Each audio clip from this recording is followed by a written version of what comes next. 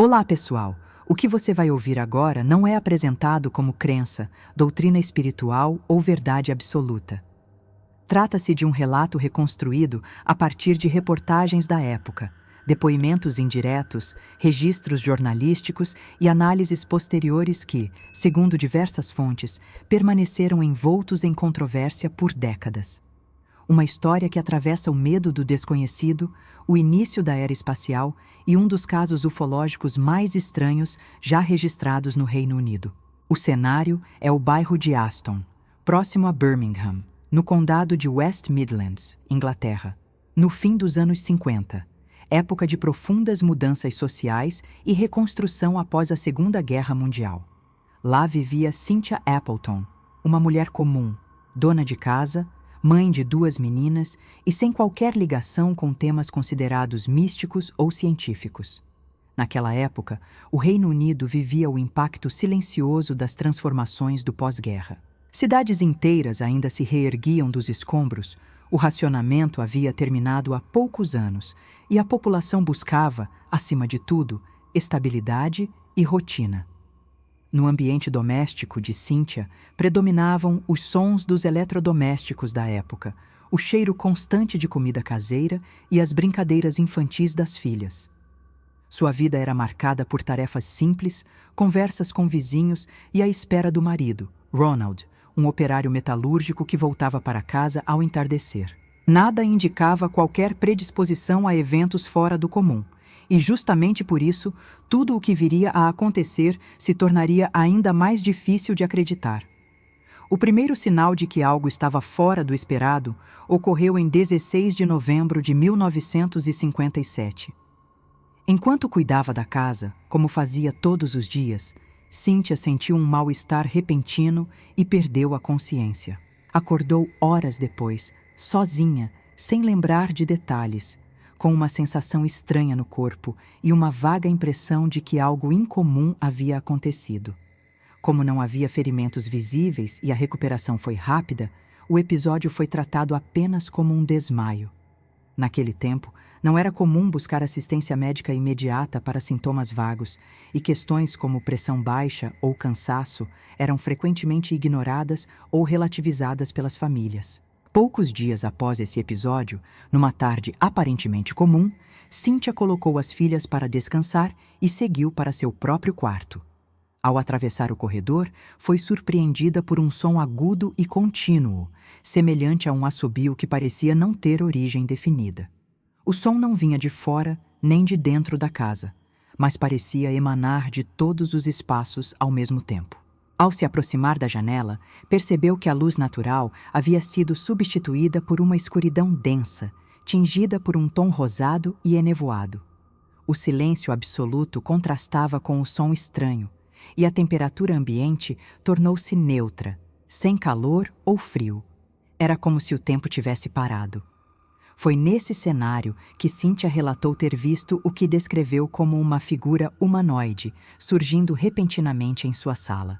A criatura tinha pele branca, quase translúcida, cabelos curtos e loiros e estatura aproximada de 1,80 m. Sua estrutura corporal era magra, quase frágil, e ele usava uma vestimenta metálica de peça única que cobria todo o corpo. Na cabeça havia uma espécie de domo, algo que ela interpretou como um capacete. Apesar da aparência incomum, o que mais a perturbou foi a completa paralisia que sentiu ao vê-lo. Seu corpo não respondia a nenhum comando, e mesmo o impulso de gritar parecia bloqueado por alguma força invisível. Durante os primeiros segundos, o ser permaneceu imóvel, apenas observando. Em seguida, Cynthia começou a escutar palavras diretamente em sua mente. A voz, segundo ela, era masculina, serena e clara. Não havia movimento nos lábios do visitante, e ainda assim, ela compreendia perfeitamente o que ele dizia.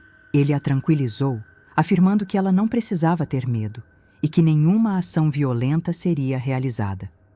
Gradualmente, ela sentiu que podia voltar a se mover. Primeiro os dedos das mãos, depois as pernas, até conseguir recuperar o controle completo do corpo. Mesmo assim, permaneceu sentada, atônita e sem coragem de interromper o momento com qualquer pergunta. O ser continuou a comunicação mental, explicando que vinha de outro mundo e que o objetivo do contato não era hostil. Segundo ele, a humanidade se aproximava de um ponto crítico em sua história e precisava compreender a importância da harmonia e da cooperação. Falou sobre a urgência de abandonar conflitos internos e buscar o desenvolvimento coletivo. Os temas abordados eram amplos e, para Cíntia, difíceis de compreender completamente. Palavras sobre energia, tempo e dimensões surgiam de forma fragmentada em sua mente, como se ela recebesse apenas parte de um conteúdo muito mais complexo. Percebendo sua limitação em acompanhar os conceitos transmitidos, o visitante projetou no ar uma imagem luminosa que flutuava sem apoio físico. A figura lembrava uma televisão suspensa, embora em 1957 a maioria dos aparelhos ainda transmitisse apenas em preto e branco. Naquela projeção, Cíntia viu imagens coloridas com nitidez impressionante. Um veículo com formato circular, dotado de uma cúpula superior e estruturas arredondadas na parte inferior, movia-se com fluidez e sem emitir som. A visão causou nela um fascínio silencioso, misturado com medo e descrença. Ela nunca havia visto nada parecido. O ser, então, explicou que aquele era um modelo de nave usada por seu povo e que o sistema de propulsão era baseado em princípios diferentes dos foguetes humanos. Em vez de força bruta, utilizavam interações com o campo energético do próprio ambiente. A projeção mostrava um núcleo central girando, rodeado por estruturas curvas em constante movimento, captando energia diretamente do ar ou da água. Segundo ele, os oceanos da Terra armazenavam uma quantidade considerável dessa energia, embora não tenha oferecido detalhes técnicos suficientes para uma compreensão plena. Cíntia apenas observava, absorvendo o máximo que conseguia. Em certo momento, o ser revelou a origem de sua viagem. Disse vir de um planeta chamado Garnasvarn, um nome que ela repetiria diversas vezes em depoimentos posteriores. Alguns ufólogos da época chegaram a sugerir que ela poderia ter interpretado mal e que se trataria de uma referência ao planeta Vênus, dada a fonética semelhante. No entanto, Cíntia sempre insistiu que havia entendido o nome com clareza e que se tratava de um local diferente, não mencionado em livros de geografia ou astronomia conhecidos.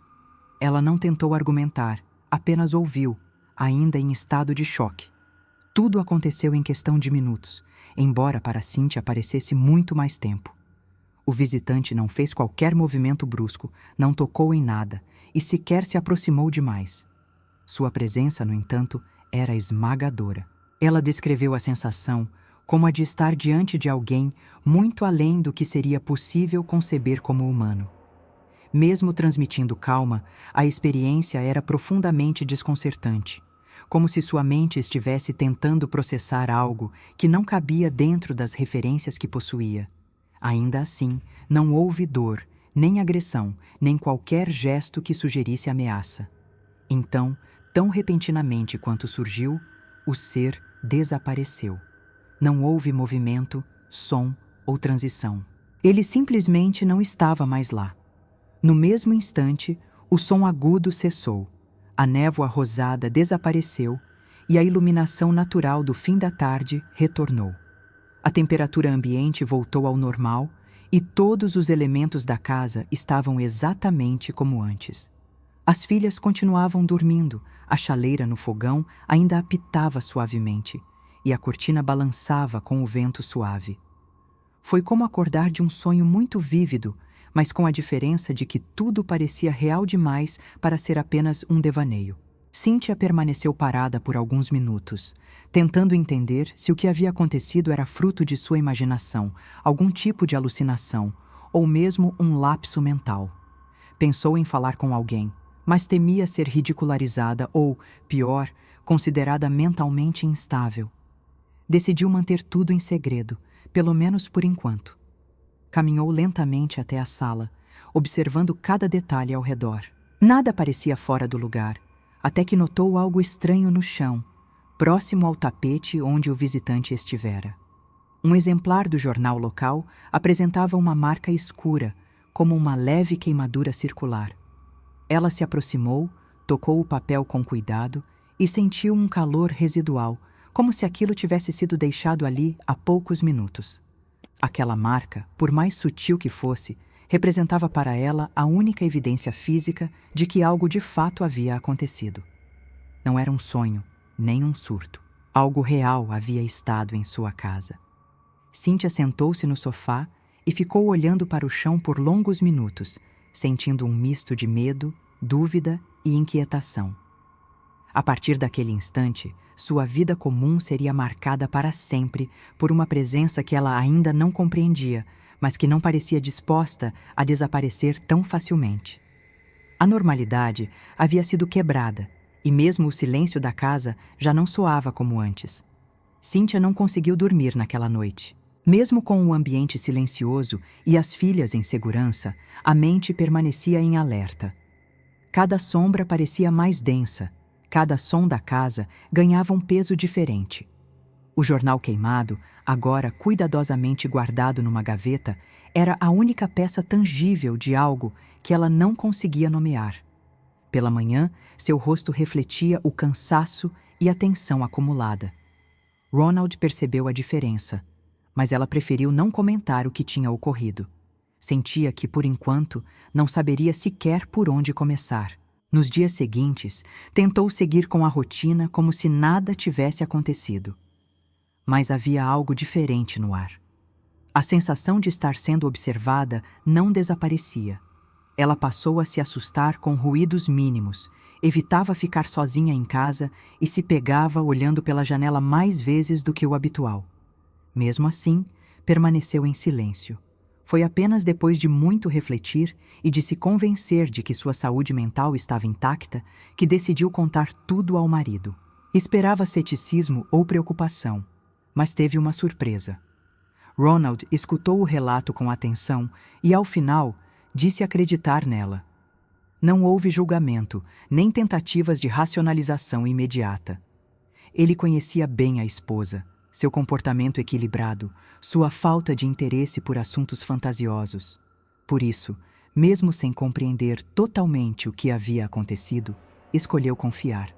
O casal, no entanto, decidiu manter o episódio em sigilo. Não queriam chamar atenção nem lidar com comentários maldosos. Naquela época, qualquer desvio do padrão social podia custar caro em termos de reputação. O tempo passou e Cíntia tentava esquecer o ocorrido. Até que, em 7 de janeiro de 1958, o visitante retornou. Ela estava sozinha, novamente à tarde, quando sentiu o mesmo som agudo, a mesma mudança de luz e temperatura. Dessa vez, porém, ele não estava sozinho. Um segundo ser o acompanhava, mais baixo, com cabelos castanhos e encaracolados. Foi apresentado como alguém de posição superior. Apesar do susto inicial, Cíntia conseguiu manter a calma e observou os dois com atenção. O novo visitante explicou que aquelas aparições não ocorriam da maneira que os humanos compreendiam como presença física. Eram projeções facilitadas por frequências mentais específicas. Em outras palavras, não vinham com seus corpos como conhecemos, mas através de um método ainda desconhecido da ciência terrestre. O modo como se comunicavam, as imagens projetadas e até a sensação de realidade ao redor seriam efeitos desse tipo de conexão. Aquilo despertou nela ainda mais perguntas, mas a maioria ficou sem resposta. Ao longo do ano, Cíntia relatou pelo menos 6 encontros. Os visitantes passaram a aparecer com aparência ainda mais humana, usando roupas sociais, como ternos escuros e chapéus.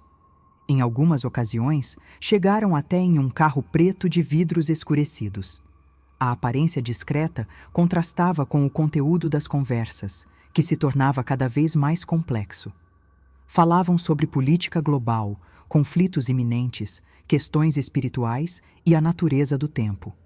Segundo eles, passado, presente e futuro existiriam de forma simultânea. Em um desses encontros, um dos seres apareceu com um ferimento visível na mão. Pediu uma tigela com água fervente. Cíntia, surpresa, atendeu ao pedido. O visitante mergulhou a mão na água sem demonstrar qualquer dor. poucos minutos depois, retirou-a completamente curada. No fundo da tigela, ela encontrou fragmentos de pele que guardou cuidadosamente. Mais tarde, esses fragmentos seriam analisados em um laboratório da University of Birmingham, com resultados que aumentariam ainda mais o mistério. Os exames indicaram que o material não era de origem humana, mas também não puderam confirmar uma origem extraterrestre. Era como se tratasse de algo novo, sem correspondência clara com o que conhecemos. O caso começou a atrair atenção. Jornalistas, religiosos e estudiosos do fenômeno ufológico procuraram a família. A cada novo relato, mais curiosos surgiam. Apesar disso, Cynthia nunca tentou tirar vantagem do que havia vivido. Não escreveu livros, não buscou lucro, nem transformou sua história em espetáculo. O ponto mais impressionante viria no ano seguinte. Em maio de 1959, Cynthia anunciou estar grávida. Até aí, nada extraordinário, não fosse o fato de afirmar que a gravidez era resultado direto dos contatos. Segundo ela, os visitantes haviam previsto tudo com exatidão: o sexo do bebê, o peso e até a data aproximada do nascimento. O menino nasceu conforme o previsto, saudável e aparentemente comum. Mas para ela era a confirmação de tudo o que havia vivido. Um filho híbrido, gerado não por meios convencionais, mas por interferência de algo que a maioria ainda não entende. Após esse acontecimento, os encontros cessaram. Cynthia e sua família desapareceram da vida pública. Não há registros de novas entrevistas, livros ou qualquer exposição midiática posterior. O caso permanece como um dos mais intrigantes relatos ufológicos do século XX. Nenhuma prova definitiva foi encontrada. Nenhuma conclusão foi aceita por todos. E talvez o silêncio que veio depois de tudo seja o elemento mais perturbador. Porque, nesse tipo de história, o que não é dito muitas vezes fala mais alto do que qualquer palavra.